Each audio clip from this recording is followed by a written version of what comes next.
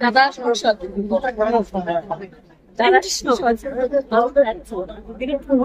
ভালো লাগছে।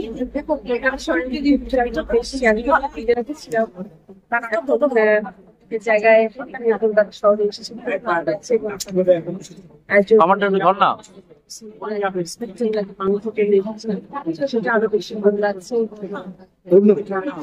সবাই আমাদের বলছে সে গ্যারান্টি, আসলে গ্যারান্টি কে? আমার হাত এখানে অনেক কিছু মানে আমরা জানি আমাদের দিদি কি, আমরা জানি আমাদের দিদির গ্যারান্টি কাজ করে। কি বলবেন তাহলে? বলবে 4 তারিখ, কথা বলবে 4 তারিখ ব্যালট বক্স খোলার সঙ্গে সঙ্গে সবুজ আবির উঠবে কি?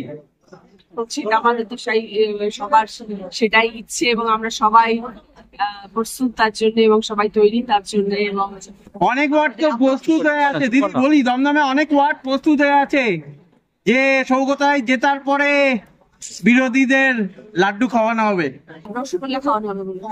রসগোল্লা কোন ওয়ার্ডের লাড্ডু? দর্শকদের উদ্দেশ্যে কি বার্তা দেবেন? দর্শকদের এটাই বলবো যে ভোট আমাদের গণতান্ত্রিক অধিকার, আমরা কাউকে জবরদস্তি করতে পারি না, কাকে আপনারা ভোট দেবেন। এটাই ভোট দেবেন, উন্নয়নের পাশে থাকবো, উন্নয়নের সাথে থাকবো, আমাদের পশ্চিমবাংলার যার রাজ্য তার পাশে থাকবো, আমাদের পশ্চিমবাংলার নেত্রীর পাশে থাকবো, কারণ উনি একমাত্র পশ্চিমবাংলায় ভালো রাখতে পারে। পরিবারের পাশে সবসময় থাকবে।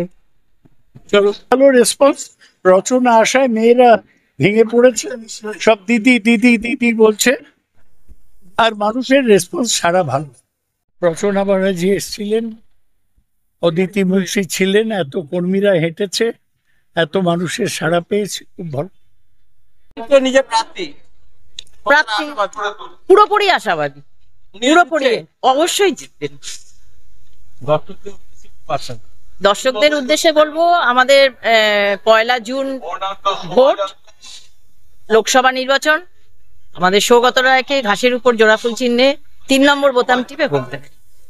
মিছিল তো নয়, মিছিল হলে আরো অনেক কিছু হতো।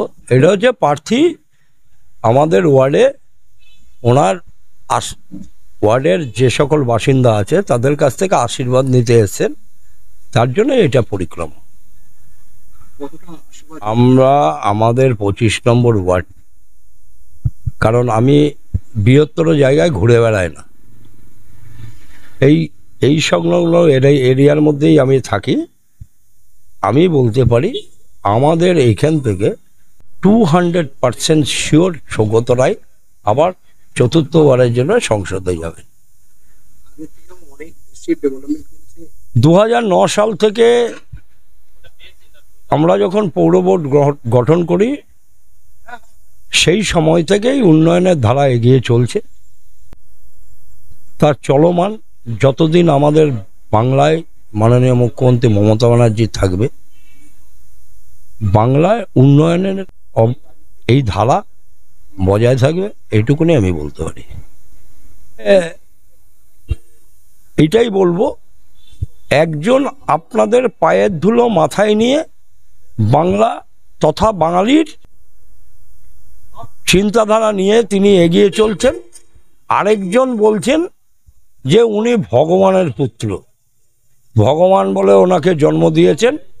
তা উনি তো আর মানুষের জন্য জন্মাননি, ভগবান জন্ম দিয়েছেন মন্দিরে থাকার জন্য।